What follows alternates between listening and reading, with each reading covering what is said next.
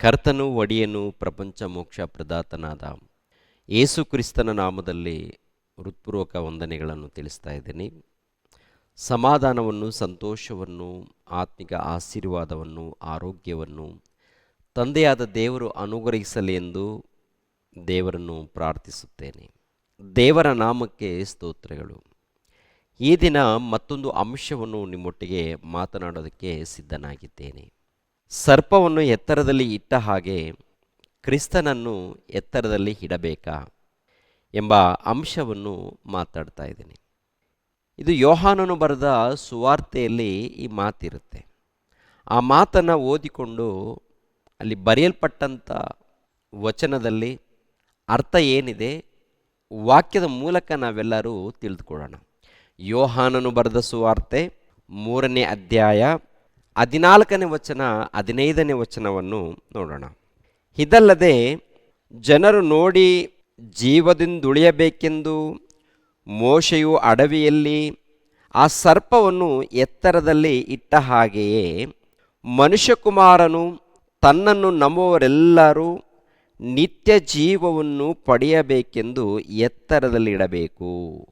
ಇಲ್ಲಿ ನೋಡಿ, ಅರಣ್ಯದಲ್ಲಿ ಅಂದರೆ ಕ್ರಿಸ್ತಪೂರ್ವ 1450 ವರ್ಷಗಳ ಹಿಂದೆ ಐಗುಪ್ತ ದೇಶದಿಂದ ಕಾನಾನ್ ದೇಶಕ್ಕೆ ಪ್ರಯಾಣ ಮಾಡುವಂಥ ಸಮಯದಲ್ಲಿ ಅರಣ್ಯದಲ್ಲಿ ಪ್ರಯಾಣ ಮಾಡ್ತಾ ಇರ್ತಾರೆ.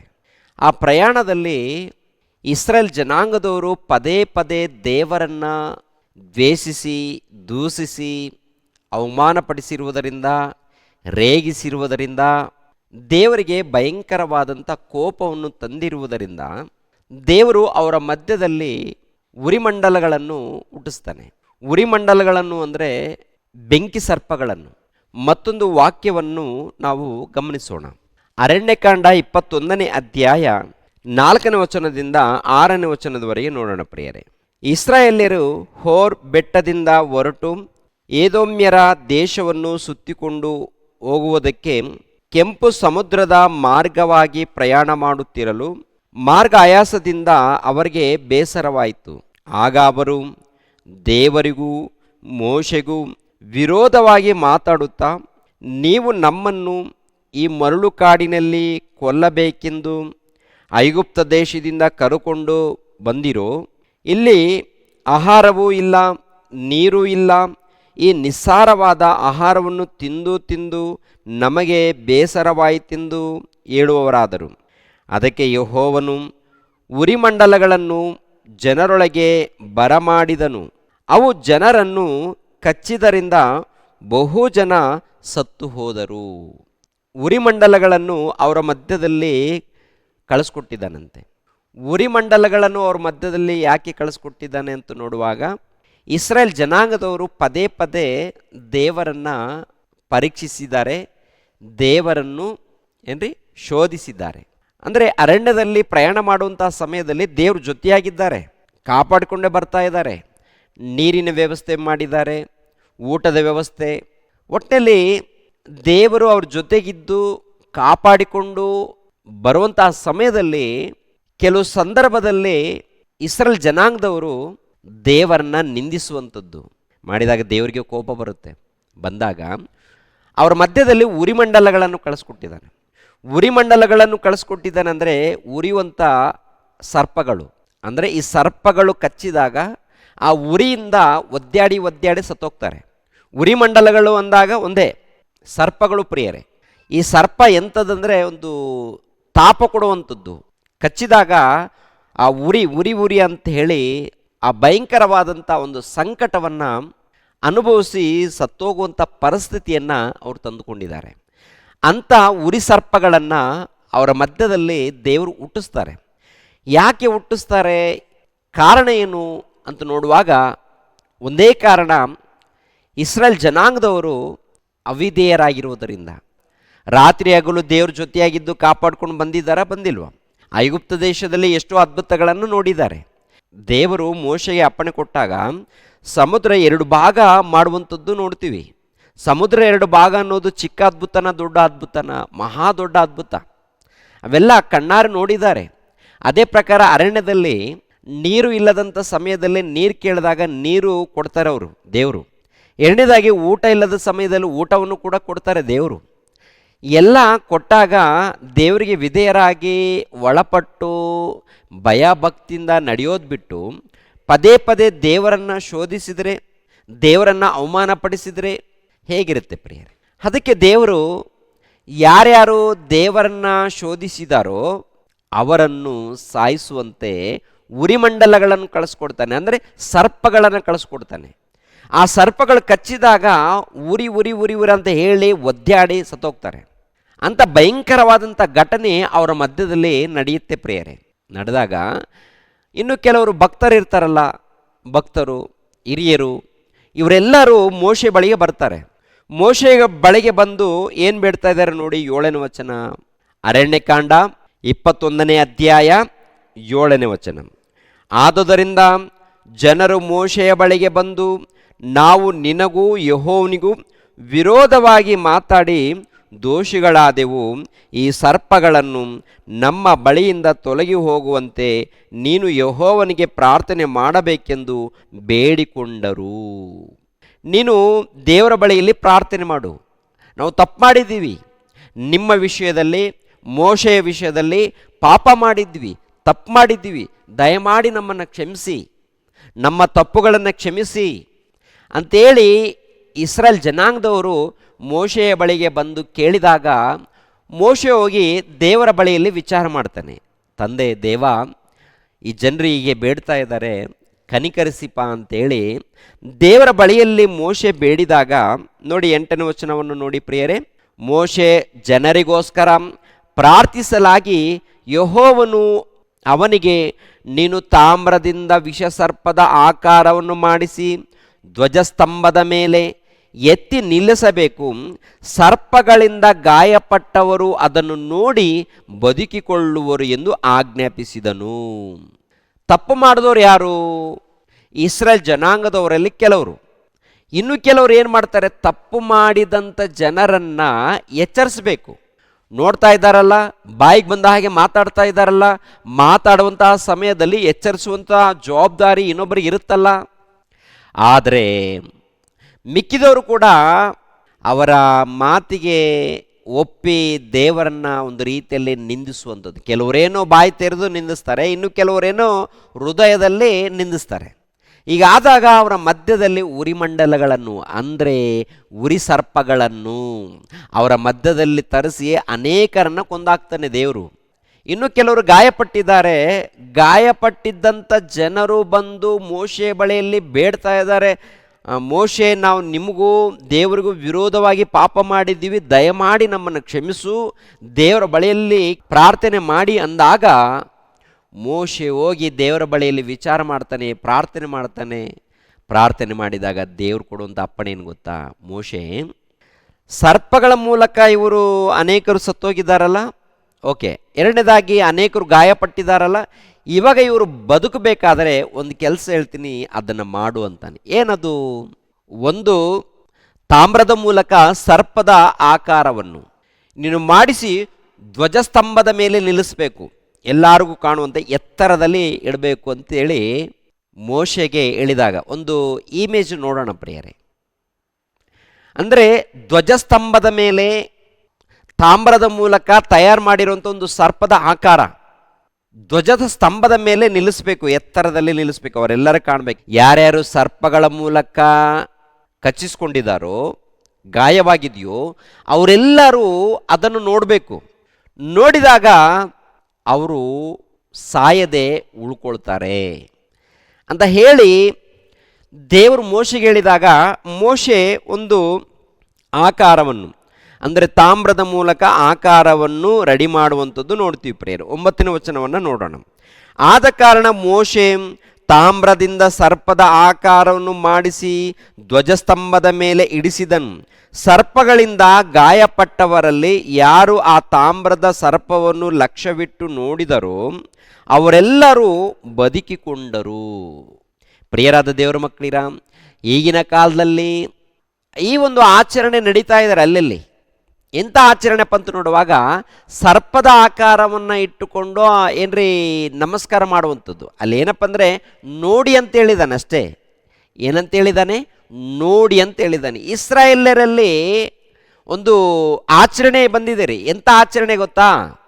ಆ ಸರ್ಪಗಳು ಅರಣ್ಯದಲ್ಲಿ ನಾವು ಪ್ರಯಾಣ ಮಾಡುವಂಥ ಸಮಯದಲ್ಲಿ ನಮ್ಮ ಪೂರ್ವಿಕರು ಆ ಒಂದು ಅರಣ್ಯದಲ್ಲಿ ಸರ್ಪಗಳು ಬಂದು ಕಚ್ಚಿದಾಗ ಮೋಶೆ ಮೂಲಕ ಒಂದು ತಾಮ್ರದ ಮೂಲಕ ಸರ್ಪದ ಮೂರ್ತಿಯನ್ನ ತಯಾರು ಮಾಡಿರೋದರಿಂದ ಆ ಸರ್ಪದ ಮೂರ್ತಿಯನ್ನು ಅವರು ನೋಡಿದಾಗ ಅವರು ಬದುಕಿಕೊಂಡಿದ್ದಾರೆ.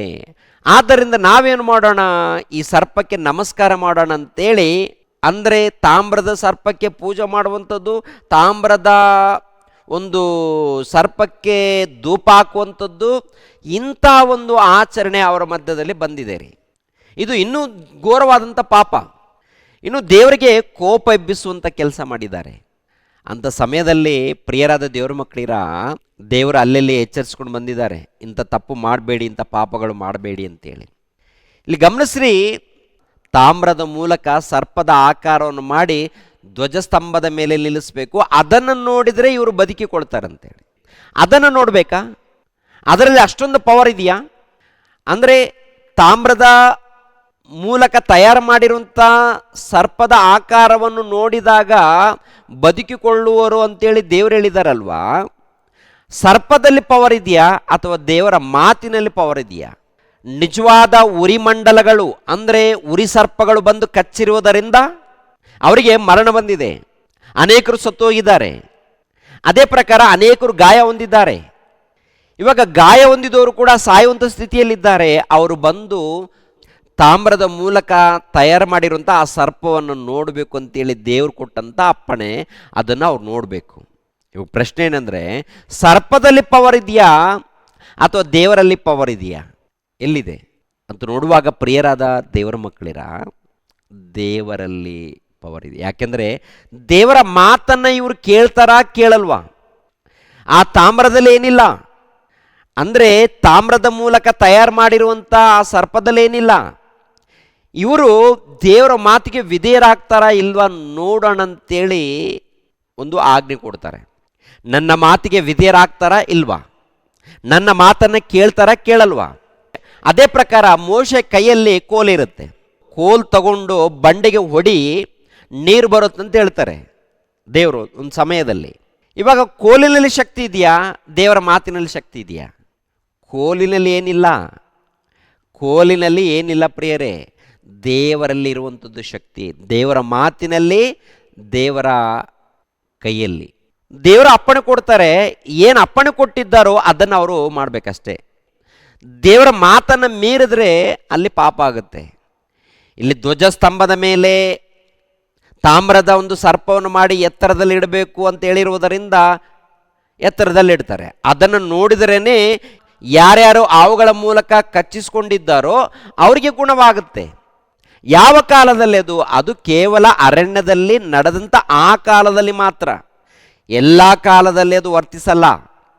ಈ ಕಾಲದಲ್ಲೇ ಅದು ವರ್ತಿಸಲ್ಲ. ಅದು ಒಂದು ಕಾಲದಲ್ಲಿ ಸರ್ಪಗಳ ಮೂಲಕ ಅರಣ್ಯದಲ್ಲಿ ಕಚ್ಚಿಸಿಕೊಂಡಿದ್ದಾರಲ್ಲ, ಆ ಸಮಯದಲ್ಲಿ ಅದು ವರ್ತಿಸುತ್ತೆ ವಿನಃ ಮತ್ತೆ ಅಲ್ಲಿಂದ ಬೇರೆ ಸಮಯದಲ್ಲಿ ಯಾವುದೋ ಹಾವು ಕಚ್ಚಿದೆ ಅದನ್ನು ನೋಡ್ತೀನಿ ಅಂದರೆ ಅದು ಉಪಯೋಗ ಆಗಲ್ಲ. ಆ ಸಮಯದಲ್ಲಿ ಅದು ಕೊಟ್ಟಂಥ ಆಜ್ಞೆ.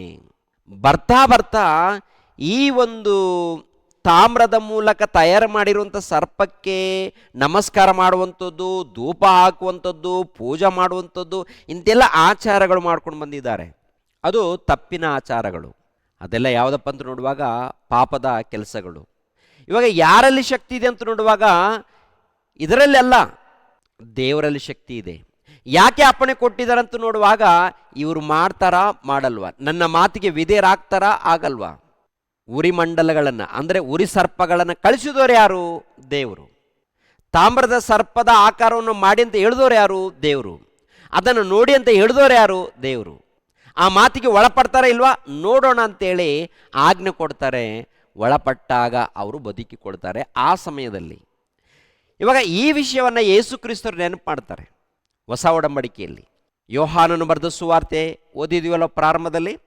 ಯೋಹಾನನು ಬರೆದ ಸುವಾರ್ತೆ 3ನೇ ಅಧ್ಯಾಯ 14ನೇ ವಚನ 15ನೇ ವಚನ.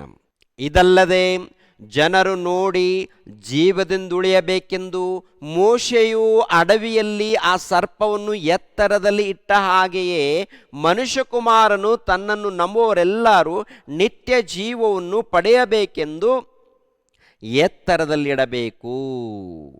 ಅಂದರೆ ಮೋಶೆ ಒಂದು ಕಾಲದಲ್ಲಿ ತಾಮ್ರದ ಮೂಲಕ ಸರ್ಪದ ಆಕಾರವನ್ನು ಮಾಡಿ ಎತ್ತರದಲ್ಲಿ ಇಟ್ಟಿದ್ದಾರೆ. ಅದು ದೇವರ ಅಪ್ಪಣೆ.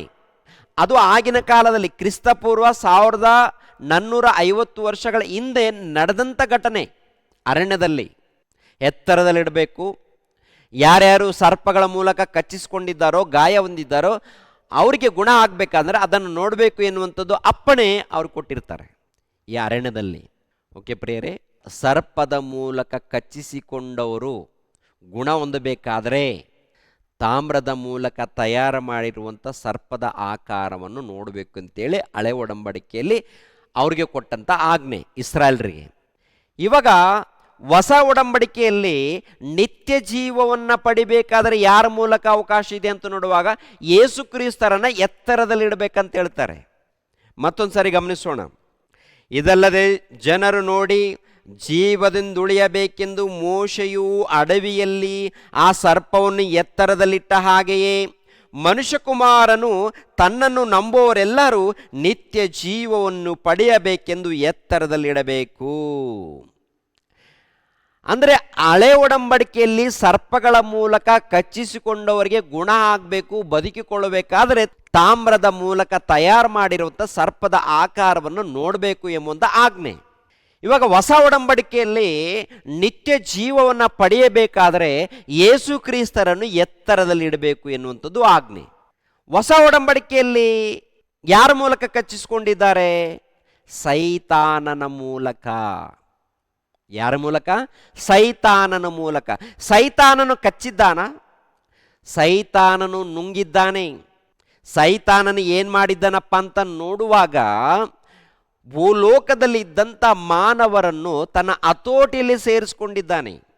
ಮಾಯದ ಮಾತುಗಳನ್ನು, ಲೋಕದ ಆಶೆಗಳನ್ನು ತೋರಿಸಿ ಲೋಕದಲ್ಲಿದ್ದಂಥ ಅನೇಕ ಆಚಾರಗಳನ್ನು ಹುಟ್ಟಿಸಿ ದೇವರಿಂದ ದೂರ ಮಾಡಿ ತನ್ನ ಸ್ವಾಧೀನಕ್ಕೆ ತಗೊಂಡಿದ್ದಾನೆ.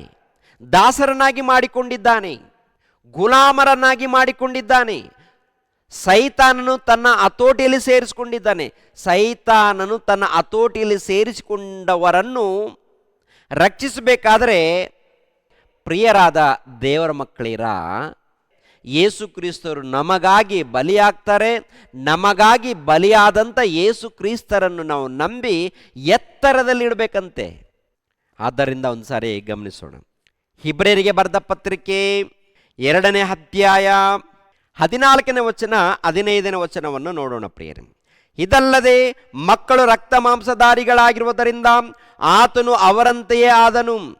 ತನ್ನ ಮರಣದಿಂದಲೇ ಮರಣಾಧಿಕಾರಿಯನ್ನು, ಅಂದರೆ ಸೈತಾನನನ್ನು ಅಡಗಿಸಿ ಬಿಡುವುದಕ್ಕೂ ಮರಣ ಭಯದ ದೆಸೆಯಿಂದ ತಮ್ಮ ಜೀವಮಾನದಲ್ಲೆಲ್ಲ ದಾಸತ್ವದೊಳಗಿದ್ದವರನ್ನು ಬಿಡಿಸುವುದಕ್ಕೂ ಅವರಂತೆಯೇ ರಕ್ತ ಮಾಂಸಧಾರಿಯಾದನು. ಅವರಂತೆ ರಕ್ತ ಮಾಂಸಧಾರಿಯಾದನು ಅಂದರೆ ಸೈತಾನನೇನು ಮಾಡಿದ್ದಾನೆ? ಕಚ್ಚಿದ್ದಾನೆ. ಮಕ್ಕಳನ್ನು, ದೇವರ ಮಕ್ಕಳನ್ನು ಕಚ್ಚಿ ಪಾಪೆಂಬ ರೋಗವನ್ನು ತುಂಬಿಸಿ ಪಾಪದಲ್ಲಿ, ಅಂಧಕಾರದ ದೊರೆತನದಲ್ಲಿ, ಕತ್ತಲೆಯಲ್ಲಿ ಸೇರಿಸಿದ್ದಾನೆ. ಪಾಪದಲ್ಲಿ, ಪಾಪೆಂಬ ರೋಗದಲ್ಲಿ ನಿಲ್ಲಿಸಿದ್ದಾನೆ. ಪಾಪ ಎಂಬ ರೋಗದಲ್ಲಿ ಸತ್ತೋದರೆ ಬೆಂಕಿಯ ಕೊಂಡಕ್ಕೆ ಹೋಗ್ತಾರೆ, ನರಕಕ್ಕೆ ಹೋಗ್ತಾರೆ. ನರಕಕ್ಕೆ ಹೋಗಬಾರ್ದು, ಬೆಂಕಿಯ ಕೊಂಡಕ್ಕೆ ಹೋಗಬಾರ್ದು, ನಿತ್ಯ ಜೀವವನ್ನು ಪಡಿಬೇಕಾದರೆ ಯೇಸು ಕ್ರಿಸ್ತರು ಬರ್ತಾರೆ. ಇವಾಗ ಯೇಸು ಕ್ರಿಸ್ತರು ಬಂದ ಮೇಲೆ ಯೇಸು ಕ್ರಿಸ್ತರು ಎಲ್ಲ ಮಾನವರನ್ನು ಬಿಡಿಸೋದಕ್ಕೆ ತನ್ನ ಜೀವಿತವನ್ನು ಪಣವಾಗಿಡ್ತಾರೆ. ಅಂದರೆ ಶಿಲುಬೆ ಮರಣವನ್ನು ಹೊಂದಿ ಲೋಕಕ್ಕೆ ರಕ್ಷಣೆಯ ಮಾರ್ಗವನ್ನು ಕಲ್ಪಿಸಿಕೊಡ್ತಾರೆ. ಈಗ ಯೇಸು ಕ್ರಿಸ್ತರು ನೋಡಬೇಕು, ಶಿಲುಬೆ ಮರಣವನ್ನು ನೋಡಬೇಕು. ಯೇಸು ಕ್ರಿಸ್ತರು ಶಿಲುಬೆ ಮೇಲೆ ಯಾಕೆ ಮರಣ ಹೊಂದಿದ್ರು, ಉದ್ದೇಶವೇನು, ಅವೆಲ್ಲವೂ ಕೂಡ ಅರ್ಥ ಮಾಡಿಕೊಳ್ಬೇಕು. ಅರ್ಥ ಮಾಡಿಕೊಂಡು ಯೇಸು ಕ್ರಿಸ್ತರನ್ನು ಎತ್ತರದಲ್ಲಿಡಬೇಕು ಅಂತ ಹೇಳ್ತಾರೆ. ಎತ್ತರದಲ್ಲಿ, ಅರಣ್ಯದಲ್ಲಿ ಸರ್ಪವನ್ನು ಎತ್ತರದಲ್ಲಿ ಇಟ್ಟ ಹಾಗೆ ಯೇಸು ಕ್ರಿಸ್ತರನ್ನು ಎತ್ತರದಲ್ಲಿಡಬೇಕು. ಅಂದರೆ ನಿತ್ಯ ಜೀವವನ್ನು ಪಡೆದುಕೊಳ್ಳಬೇಕಾದ್ರೆ ಯೇಸು ಕ್ರಿಸ್ತರನ್ನು ಎತ್ತರದಲ್ಲಿಡಬೇಕು ಅಂತ ಹೇಳ್ತಾರೆ. ಎತ್ತರದಲ್ಲಿ ಅಂದರೆ ಅರ್ಥ ಏನು? ತುಂಬ ಜನ ಏನು ಅರ್ಥ ಮಾಡಿಕೊಂಡಿದ್ದಾರಪ್ಪ ಅಂತ ನೋಡುವಾಗ, ಎತ್ತರದಲ್ಲಿಡಬೇಕು ಅಂತ ಹೇಳಿರೋದರಿಂದ ಏನ್ರಿ, ಬೆಟ್ಟದ ಮೇಲೆ ದೊಡ್ಡದೊಂದು ಶಿಲುಬೆಯನ್ನು ನಿಲ್ಲಿಸ್ತಾ ಇರ್ತಾರೆ ರೀ. ಎಲ್ಲಿ ನಿಲ್ಲಿಸ್ತಾರೆ? ಬೆಟ್ಟದ ಮೇಲೆ. ಆಮೇಲೆ ಚರ್ಚ್ಗಳಿರುತ್ತಲ್ಲ, ಚರ್ಚ್ಗಳ ಮೇಲೆ ಶಿಲುಬೆಯನ್ನು ಇರಿಸ್ತಾರೆ. ಅದೇನು ತಪ್ಪಂತ ನಾನು ಹೇಳ್ತಾ ಇಲ್ಲ, ಶಿಲುಬೆ ಇರಲಿ. ಆದರೆ ಯೇಸು ಕ್ರಿಸ್ತರು ಹೇಳಿರುವಂಥ ಮಾತಿಗೆ ಅರ್ಥ ಏನಪ್ಪ ಅಂತ ನೋಡುವಾಗ, ಇವರು ಬೆಟ್ಟದ ಮೇಲೆ ಇಲ್ಲಾಂದರೆ ಚರ್ಚ್ ಮೇಲೆ ಒಂದು ಶಿಲುಬೆ ಆಕಾರ ಇಡ್ತಾರಲ್ಲ ಎತ್ತರದಲ್ಲಿ, ಆ ರೀತಿ ಇಡುವಂತ ಹೇಳಿದಾರಾ? ಆ ರೀತಿ ಇಡ್ತಾರೋ ಬಿಡ್ತಾರೋದು ಎರಡನೇ ವಿಷಯ. ಅದಕ್ಕೇನು ತೊಂದರೆ ಇಲ್ಲ, ಇಟ್ಟರೂ ತೊಂದರೆ ಇಲ್ಲ, ಇಲ್ಲದೆ ಇದ್ರೂ ತೊಂದರೆ ಇಲ್ಲ. ನಮ್ಮೂರಲ್ಲಿ ಅಂದರೆ ಮಾನವಿ ಪಟ್ಟಣದಲ್ಲಿ ದೊಡ್ಡದೊಂದು ಬೆಟ್ಟ ಇದೆ ರೀ. ಮಾನವಿ ಪಟ್ಟಣದಲ್ಲಿ ದೊಡ್ಡದೊಂದು ಬೆಟ್ಟ ಇದ್ದಾರೆ. ಬೆಟ್ಟದಲ್ಲಿ ಏನ್ರಿ, ಆ ಊರು ಸುತ್ತಲೂ ಆ ಬೆಟ್ಟದ ಮೇಲೆ ಒಂದು ದೊಡ್ಡದೊಂದು ಶಿಲುಬೆ ನಿಲ್ಲಿಸಿದ್ದಾರೆ. ಟೋಟಲ್ ಊರು ಸುತ್ತಲೂ ಎಲ್ಲರಿಗೂ ಕಾಣುತ್ತೆ. ಯಾಕೆಂದರೆ ಇಂಥ ವಚನಗಳನ್ನು ಆಧಾರ ಮಾಡಿಕೊಂಡು ಅಲ್ಲೆಲ್ಲಿ ಊರುಗಳಲ್ಲಿ ಎತ್ತರದಲ್ಲಿ ಇಟ್ಟಿರ್ತಾರೆ. ಪ್ರಿಯರಾದ ದೇವರ ಮಕ್ಕಳಿರ, ಓಕೆ, ಅದು ಎತ್ತರದಲ್ಲಿ ಇಡ್ತಾರಾ ಏನಿಡ್ತಾರಾ ಅದಿರಲಿ. ಆದರೆ ಯೇಸು ಕ್ರಿಸ್ತರು ಹೇಳಿದ್ದಾರಲ್ಲ, ಅರಣ್ಯದಲ್ಲಿ ಸರ್ಪವನ್ನು ಎತ್ತರದಲ್ಲಿ ಇಟ್ಟ ಹಾಗೆ ಮನುಷ್ಯಕುಮಾರನನ್ನು ಎತ್ತರದಲ್ಲಿ ಇಡಬೇಕು ಅಂದರೆ ಅರ್ಥ ಏನು ಅಂತ ನೋಡುವಾಗ, ನಿತ್ಯ ಜೀವ ಹೊಂದಬೇಕು. ನಿತ್ಯ ಜೀವ ಅಂದರೆ ಅಂಧಕಾರದ ದೊರೆತನದಲ್ಲಿ, ಪಾಪದ ವ್ಯಾಮೋಹದಲ್ಲಿ ಲೋಕ ಇದೆ. ಅಂದರೆ ನೀನಾಗಿರ್ಬೋದು, ನಾನಾಗಿರ್ಬೋದು, ಯೇಸು ಕ್ರಿಸ್ತರನ್ನು ನಂಬದೇ ಇದ್ದಾಗ ಲೋಕದ ಪಾಪದಲ್ಲಿ ಇದ್ದೀವಿ. ಲೋಕದ ಪಾಪದಲ್ಲಿ ಇದ್ದಂಥ ನಮ್ಮನ್ನು ಬಿಡಿಸೋದಕ್ಕೆ ಇವರು ಮರಣ ಹೊಂದುತ್ತಾರೆ. ಯೇಸು ಪ್ರಭು ಮರಣ ಹೊಂದುತ್ತಾರೆ. ಅಂದರೆ ಸೈತಾನನ ಹತೋಟಿಯಲ್ಲಿ ಇದ್ದವರನ್ನು ಬಿಡಿಸೋದಕ್ಕೆ ಮರಣ ಹೊಂದುತ್ತಾರೆ. ಇವಾಗ ಲೋಕಕ್ಕೆ ರಕ್ಷಣೆ ಮಾರ್ಗ ಬಂದಿದೆ. ರಕ್ಷಣೆ ಮಾರ್ಗ ಬಂದಾಗ ಈ ವಾಕ್ಯವನ್ನು ತಿಳಿದುಕೊಂಡು ರಕ್ಷಣೆ ಮಾರ್ಗದಲ್ಲಿ ಅಂದರೆ ಸಭೆಯಲ್ಲಿ ಸೇರಿಸಲ್ಪಟ್ಟ ಮೇಲೆ ಏನ್ರಿ, ನಮ್ಮ ಜೀವಿತದಲ್ಲಿ ಯೇಸು ಕ್ರಿಸ್ತರನ್ನು ಉನ್ನತವಾಗಿಡಬೇಕು. ಅಂದರೆ ಎತ್ತರದಲ್ಲಿ ಅಂದಾಗ ಪ್ರಿಯರಾದ ದೇವರ ಮಕ್ಕಳಿರ, ಮನೆಯ ಮೇಲೆ, ಬೆಟ್ಟದ ಮೇಲೆ, ಚರ್ಚಿನ ಮೇಲೆ ಶಿಲುಬೆ ಇಡ್ತಾ ಇರ್ತಾರಲ್ಲ, ಅದಲ್ಲ. ಅದು ಇಡ್ತಾರೋ ಬಿಡ್ತಾರೋ ಅವ್ರವ್ರಿಗೆ ಸಂಬಂಧಪಟ್ಟದ್ದು. ಎತ್ತರದಲ್ಲಿ ಇಡಬೇಕು, ಯೇಸು ಕ್ರಿಸ್ತರನ್ನ ಎತ್ತರದಲ್ಲಿ ಇಡಬೇಕು ಅಂದಾಗ ನಿಮ್ಮ ಹೃದಯದಲ್ಲಿ ಉನ್ನತವಾಗಿರಬೇಕು ಅಂತ ಅರ್ಥ. ನಿಮ್ಮ ಹೃದಯದಲ್ಲಿ ಉನ್ನತವಾಗಿ ಯೇಸು ಕ್ರಿಸ್ತರು ಇರಬೇಕು ಅಂತ ಅರ್ಥ. ನಿಮ್ಮ ಮಾತಿನಲ್ಲಿ, ನಿಮ್ಮ ಜೀವಿತದಲ್ಲಿ, ನಿಮ್ಮ ಪ್ರವರ್ತನೆಯಲ್ಲಿ ಉನ್ನತವಾಗಿ. ಇವಾಗ ನಮ್ಮ ಭಾರತ ದೇಶದಲ್ಲಿ ಕ್ರೈಸ್ತರಿಗೆ ಒಂದು ದೊಡ್ಡ ಪರೀಕ್ಷೆ ಬಂದಿದೆ ರೀ. ದೊಡ್ಡ ಪರೀಕ್ಷೆ. ಮೊನ್ನೆ ತೀರ್ಪಾಗಿದೆ. ಏನು ತೀರ್ಪು?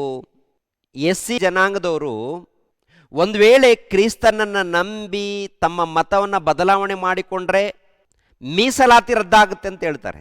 ತೀರ್ಪಾಗಿದೆ, ಮೀಸಲಾತಿ ರದ್ದಾಗುತ್ತೆ ಅಂತೇಳಿ. ಇವಾಗ ಮೀಸಲಾತಿಗೋಸ್ಕರ ದೇವರನ್ನ ಬಿಡ್ತಾರ, ದೇವರಿಗೋಸ್ಕರ ಮೀಸಲಾತಿಯನ್ನು ಬಿಡೋದಕ್ಕೆ ರೆಡಿ ಆಗ್ತಾರ? ದೊಡ್ಡ ಸವಾಲಿದೆ. ಇವಾಗ ಹೋರಾಟ ಮಾಡಿ ಒಂದು ವೇಳೆ ಪಡೆದುಕೊಂಡ್ರೆ ತೊಂದರೆ ಏನಿಲ್ಲ. ಆದರೆ ಇವಾಗ ಬಂದಿರುವಂಥದ್ದು ಒಂದು ಪರೀಕ್ಷೆ, ಕ್ರೈಸ್ತರಿಗೆ ಒಂದು ಪರೀಕ್ಷೆ. ಮೀಸಲಾತಿಗೋಸ್ಕರ ದೇವರನ್ನ ಪಕ್ಕಕ್ಕೆ ಇಡ್ತಾರ, ದೇವರನ್ನ ಬಿಟ್ಟು ಹೋಗ್ತಾರ, ಅಥವಾ ದೇವರಿಗೋಸ್ಕರ ಮೀಸಲಾತಿಯನ್ನು ಬೇಡ ಅಂತೇಳಿ ಸ್ವತಂತ್ರರಾಗೋಕ್ಕೆ ಸಿದ್ಧರಾಗ್ತಾರ? ಒಂದು ಪರೀಕ್ಷೆ.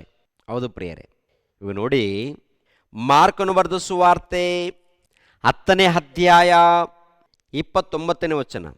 ನಿಮಗೆ ಸತ್ಯವಾಗಿ ಹೇಳುತ್ತೇನೆ, ಯಾವನು ನನ್ನ ನಿಮಿತ್ತವೂ ಸುವಾರ್ತೆಯ ನಿಮಿತ್ತವೂ ಮನೆಯನ್ನಾಗಲಿ, ಅಣ್ಣ ತಮ್ಮಂದಿರನ್ನಾಗಲಿ, ಅಕ್ಕ ತಂಗಿಯರನ್ನಾಗಲಿ, ತಾಯಿಯನ್ನಾಗಲಿ, ತಂದೆಯನ್ನಾಗಲಿ, ಮಕ್ಕಳನ್ನಾಗಲಿ, ಭೂಮಿಯನ್ನಾಗಲಿ ಬಿಟ್ಟಿರುವನು, ಅವನಿಗೆ ಈಗಿನ ಕಾಲದಲ್ಲಿ ಮನೆ, ಅಣ್ಣ ತಮ್ಮ, ಅಕ್ಕ ತಂಗಿ, ತಾಯಿ ಮಕ್ಕಳು, ಭೂಮಿ ಇವೆಲ್ಲವೂ ಹಿಂಸೆಗಳು ಸಹಿತವಾಗಿ 100ರಷ್ಟು ಸಿಕ್ಕೇ ಸಿಕ್ಕುತ್ತವೆ, ಮತ್ತು ಮುಂದಣ ಲೋಕದಲ್ಲಿ ನಿತ್ಯ ಜೀವವು ದೊರೆಯುವುದು.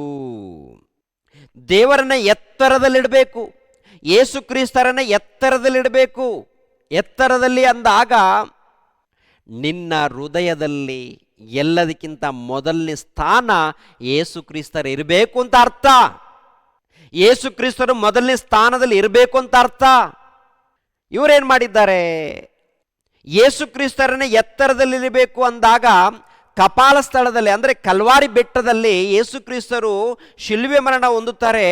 ಅದಕ್ಕೆ ಒಂದು ಕಾಲದಲ್ಲಿ ಮೋಶೆಯ ಮೂಲಕ ತಾಮ್ರದ ಸರ್ಪದ ಆಕಾರವನ್ನು ಮಾಡಿಸಿ ಎತ್ತರದಲ್ಲಿಟ್ಟಿದ್ದಾರಲ್ಲ, ಅದೇ ಪ್ರಕಾರ ಶಿಲುಬೆ ಮೇಲೆ ಯೇಸು ಕ್ರಿಸ್ತರು ಮರಣ ಹೊಂದುತ್ತಾರೆ, ಎತ್ತರದಲ್ಲಿ ಮರಣ ಹೊಂದಿದ್ದಾರೆ. ಆ ಶಿಲುಬೆಯ ಮೇಲೆ ಮರಣ ಹೊಂದಿರುವುದರಿಂದ ಎತ್ತರದಲ್ಲಿ ಇಟ್ಟಿದ್ದಾರೆ. ಅದೇ ಪ್ರಕಾರ ನಾವು ಕೂಡ ನಮ್ಮ ಮನೆಯಲ್ಲಿ ಎತ್ತರದಲ್ಲಿ ಇಡೋಣ ಅಂತೇಳಿ ಶಿಲುಬೆಯನ್ನು ಇಡ್ತಾರೆ. ಶಿಲುಬೆಯನ್ನು ಇಡ್ತೀರೋ ಬಿಡ್ತೀರೋ ಅದು ನಿಮಗೆ ಬಿಟ್ಟಿದ್ದು. ಆದರೆ ದೇವರು ಹೇಳಿದ್ದು, ನಿನ್ನ ಹೃದಯದಲ್ಲಿ ಮೊದಲನೇ ಸ್ಥಾನ ದೇವರಿರಬೇಕು. ಆಮೇಲೆ ತಂದೆ ತಾಯಿ ಮಕ್ಕಳು ಭೂಮಿ ಆಸ್ತಿ ಏನೇ ಇರ್ಬೋದು, ಮೊದಲನೇ ಸ್ಥಾನ. ದೇವ್ರಿಗೋಸ್ಕರ ಏನಾದರೂ ಆತಂಕ ಬಂತ, ದೇವ್ರಿಗೋಸ್ಕರ ಆಸ್ತಿ ಅಂತಸ್ತು ಏನಾದರೂ ಅಡ್ಡ ಬರ್ತಾ ಇದೆಯಾ? ಇದ್ದದ್ದು ಇದ್ದಾಗೆ ನೇರವಾಗಿ ತಿಳಿಸ್ತಾ ಇದ್ದೀನಿ, ಗಮನಿಸಬೇಕು. ಮತ ಛಾಂದಸವಾದಿಗಳು ಏನು ಮಾಡ್ತಾ ಇದ್ದಾರೆ ಅಂತ ನೋಡುವಾಗ, ಹೇಗಾದರೂ ಮಾಡಿ ಇವ್ರನ್ನ ಎಳ್ಕೊಳ್ಬೇಕು ಎನ್ನುವಂಥ ಉದ್ದೇಶದಿಂದ ಅನೇಕ ಹೊಸ ಹೊಸ ಕಾನೂನುಗಳು ತರ್ತಾ ಇದ್ದಾರೆ. ಆದರೆ ಇದು ನಮ್ಮ ಪರೀಕ್ಷೆಗೋಸ್ಕರ ಎನ್ನುವಂಥದ್ದು ಪ್ರತಿಯೊಬ್ಬರಿಗೆ ಅರ್ಥ ಆಗಬೇಕು. ನಮ್ಮ ಪರೀಕ್ಷೆಗೋಸ್ಕರ ದೇವರನ್ನು ನಾವು ಬಿಡ್ತೀವ, ದೇವರನ್ನು ಬಿಟ್ಟು ಮೀಸಲಾತಿಗೋಸ್ಕರ ಲೋಕದ ರೀತಿಯಲ್ಲಿ ಬೆರೆತೋಗ್ತೀವ, ಅಥವಾ ನನಗೇನಿದ್ರೂ ಪರವಾಗಿಲ್ಲ ದೇವ್ರಿಗೋಸ್ಕರ ನಿಂತ್ಕೊಳ್ತೀವ ಅನ್ನೋದು ಪರೀಕ್ಷೆ ಬರುತ್ತೆ. ಈ ಪರೀಕ್ಷೆಯಲ್ಲಿ ಯಾರು ನಿಂತ್ಕೊಳ್ತಾರೆ? ಯೇಸು ಪ್ರಭು ಹೇಳ್ತಾರಲ್ಲ, ಇಲ್ಲಿ ಮಾತಂದರೆ ಮಾತು, ಖಂಡಿತವಾಗಿ ನನಗೋಸ್ಕರ ನೀವು ಬಿಟ್ಟಿದೀಯಾ ಅಂದರೆ, ಈ ತೊಂದರೆ ಕೊಟ್ಟಾಗ, ತೊಂದರೆಗಳಂದರೆ ಸುವಾರ್ತೆ ನಿಮಿತ್ತವಾಗಿ ಯೇಸು ಕ್ರಿಸ್ತರ ನಿಮಿತ್ತವಾಗಿ ಕೆಲವು ತೊಂದರೆಗಳು ಕೊಟ್ಟಾಗ ಮೊದಲನೇ ಸ್ಥಾನ ಯಾರನ್ನ ತೋರಿಸ್ಬೇಕಾಗುತ್ತೆ? ಯೇಸು ಕ್ರಿಸ್ತರನ್ನೇ ತೋರಿಸ್ಬೇಕಾಗುತ್ತೆ. ಹೃದಯದಲ್ಲಿ, ಜೀವಿತದಲ್ಲಿ ಪರಿಚಯ ಮಾಡಬೇಕಾಗುತ್ತೆ. ಮತ್ತೊಂದು ಮಾತನ್ನು ನೋಡೋಣ. ಮತ್ತಾಯನ ಬರೆದ ಸುವಾರ್ತೆ 10ನೇ ಅಧ್ಯಾಯ 37ನೇ ವಚನ. ಮತ್ತಾಯನ ಬರೆದ ಸುವಾರ್ತೆ 10ನೇ ಅಧ್ಯಾಯ 37ನೇ ವಚನದಿಂದ, ತಂದೆಯ ಮೇಲಾಗಲಿ ತಾಯಿಯ ಮೇಲಾಗಲಿ ನನ್ನ ಮೇಲೆ ಇಡುವುದಕ್ಕಿಂತ ಹೆಚ್ಚಾದ ಮಮತೆಯನ್ನಿಡುವವನು ನನಗೆ ಯೋಗ್ಯನಲ್ಲ. ಮಗನ ಮೇಲಾಗಲಿ ಮಗಳ ಮೇಲಾಗಲಿ ನನ್ನ ಮೇಲೆ ಇಡುವುದಕ್ಕಿಂತ ಹೆಚ್ಚಾದ ಮಮತೆಯನ್ನಿಡುವವನು ನನಗೆ ಯೋಗ್ಯನಲ್ಲ. ಮತ್ತು ಯಾವನಾದರೂ ತನ್ನ ಶಿಲುಬೆಯನ್ನು ತೆಗೆದುಕೊಂಡು ನನ್ನ ಹಿಂದೆ ಬಂದ ಹೊರತು ನನಗೆ ಯೋಗ್ಯನಲ್ಲ ಅಂದರೆ ಅರ್ಥ ಏನು? ಮೊದಲನೇ ಸ್ಥಾನ ತಂದೆಯಾದ ದೇವರಿರಬೇಕು, ಯೇಸು ಕ್ರಿಸ್ತರಿರಬೇಕು, ಪವಿತ್ರಾತ್ಮನಿರಬೇಕು. ಎರಡನೇ ಸ್ಥಾನ ತಂದೆ ತಾಯಿ ಮಕ್ಕಳು ಏನೇ ಇರಲಿ, ಅಂದರೆ ತಂದೆ ತಾಯಿಗಳನ್ನು ಕೂಡ ಪ್ರೀತಿಸಬೇಕು, ನಿನ್ನ ನೆರೆಯವರನ್ನು ಕೂಡ ಪ್ರೀತಿಸಬೇಕು. ಮೊದಲನೇ ಸ್ಥಾನ ಯಾರನ್ನ ಪ್ರೀತಿಸಬೇಕು? ದೇವರನ್ನು, ದೈವ ಕುಮಾರನಾದಂಥ ಕ್ರಿಸ್ತನನ್ನು. ಯಾಕೆಂದರೆ ಈ ಲೋಕ ಅವ್ರ ಮೂಲಕ ಬಂದಿದೆ. ಈ ಲೋಕ ಆಕಾಶ ಆಗಿರ್ಬೋದು, ಭೂಮಿ ಆಗಿರ್ಬೋದು, ಮಳೆ ಗಾಳಿ ಪ್ರತಿಯೊಂದು ಕೂಡ ಅವ್ರ ಮೂಲಕ ಬಂದಿದೆ. ಎರಡನೇದಾಗಿ ನೀನು ಧರಿಸ್ಕೊಂಡಿರುವಂಥ ಶರೀರ ಇದೆಯಲ್ಲ, ಈ ಶರೀರ ಕೂಡ ದೇವರು ಕೊಟ್ಟಿದ್ದಾರೆ. ತಾಯಿಯ ಗರ್ಭದಲ್ಲಿ ನಿನ್ನನ್ನು ನಿಲ್ಲಿಸಿದ್ದಾರೆ, ನಿನಗೆ ರೂಪವನ್ನು ಕೊಟ್ಟಿದ್ದಾರೆ, ಆತ್ಮವನ್ನು ಕೊಟ್ಟಿದ್ದಾರೆ, ತಿನ್ನುವಂಥ ಆಹಾರವನ್ನು ಕೊಟ್ಟಿದ್ದಾರೆ. ಎಲ್ಲವನ್ನು ಕೊಟ್ಟವರು ಅವರು, ಎಲ್ಲವನ್ನು ಉಂಟು ಮಾಡಿದವರು ಅವರು. ಅವ್ರಿಗೋಸ್ಕರ ನೀನು ಮೊದಲನೇ ಸ್ಥಾನ ಕೊಡಬೇಕು. ಮೊದಲನೇ ಸ್ಥಾನ ಅಂದರೆ ನಿನ್ನ ಹೃದಯದಲ್ಲಿ ಅವ್ರು ಇರಬೇಕು. ಮೊದಲನೇ ಸ್ಥಾನದಲ್ಲಿ ಅವರಿದ್ದರೆ ನಮಗೇನು ಲಾಭ? ಹೃದಯದಲ್ಲಿ ಮೊದಲನೇ ಸ್ಥಾನ ಇದ್ದರೆ ನಾವು ಯಾವ ತಪ್ಪನ್ನು ಮಾಡಲ್ಲ, ಯಾವ ಪಾಪವನ್ನು ಮಾಡಲ್ಲ, ಭಯ ಭಕ್ತಿಯಿಂದ ಜೀವಿಸ್ತೀವಿ. ತಪ್ಪನ್ನು ಮಾಡದೆ, ಪಾಪವನ್ನು ಮಾಡದೆ, ಭಯ ಭಕ್ತಿಯಿಂದ ಜೀವಿಸಿದರೆ ನಮಗೇನು ಸುಖ? ಸತ್ರೆ ಪರಲೋಕ ಸಿಗುತ್ತೆ.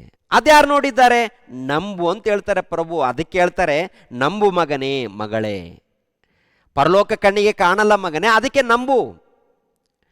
ಬೆಂಕಿ ಕೊಂಡ ಕಣ್ಣಿಗೆ ಕಾಣಲ್ಲ ಮಗನೇ, ಅದಕ್ಕೆ ನಂಬಬೇಕು ಮಗನೇ.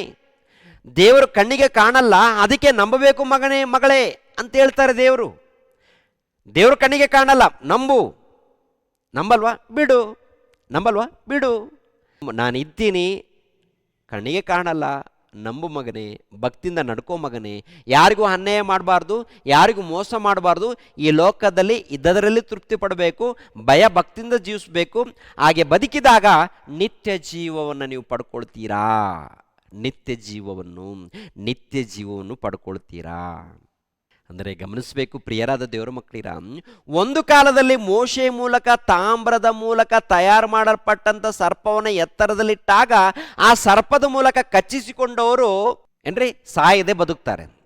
ಇವಾಗ ಟೋಟಲ್ ಲೋಕದಲ್ಲಿದ್ದಂಥ ಸೈತಾನನ ಮೂಲಕ ಕಚ್ಚಿಸಿಕೊಂಡಿದ್ದಾರಲ್ಲ, ಅಂದರೆ ಸೈತಾನನಿಗೆ ಒಳಪಟ್ಟಿದ್ದಾರಲ್ಲ, ಒಳಪಟ್ಟಂಥ ಮನುಷ್ಯರನ್ನು ಕಾಪಾಡಲ್ಪಡಬೇಕಾದರೆ, ಒಳಪಟ್ಟಂಥ ಮನುಷ್ಯರು ರಕ್ಷಣೆ ಹೊಂದಬೇಕಾದರೆ ಯೇಸು ಕ್ರಿಸ್ತರನ್ನು ನಂಬಬೇಕು.